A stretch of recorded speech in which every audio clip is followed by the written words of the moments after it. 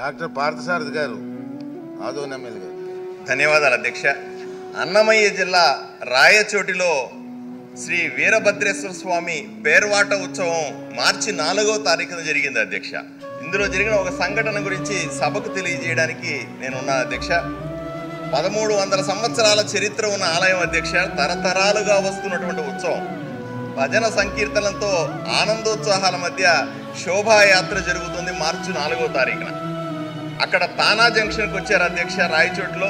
అక్కడ మసీదులో నుంచి వచ్చినటువంటి అల్లరి మూకలు దాడి చేశారు శోభాయాత్ర మీద. లాఠీ చార్జ్ చేసి పోలీసులు చెదరగొట్టారు. ఊరేగింపులో ఉన్న భక్తుల మీద కేసులు పెట్టారు పోలీసులు.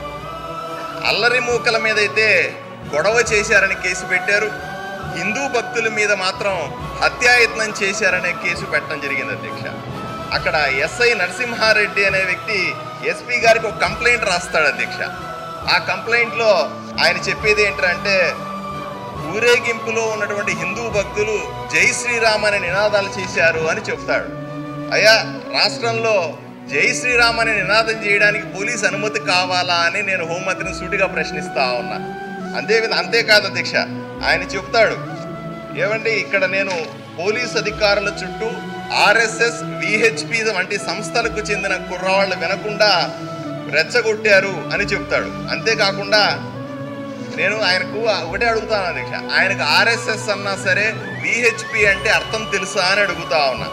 ఆర్ఎస్ఎస్ అంటే దేశం పట్ల కానీ జాతి పట్ల కానీ ధర్మం పట్ల కానీ ప్రజల పట్ల కానీ నిరంతరం పనిచేసే దేశభక్త జాతీయవాద సంస్థల అధ్యక్ష. వీటిని చులకన చేసి కంప్లైంట్లో పెట్టడం, చులకనగా ఈ ఎఫ్ఐఆర్లో చేర్చడాన్ని నేను తీవ్రంగా ఖండిస్తా ఉన్నాను అధ్యక్ష.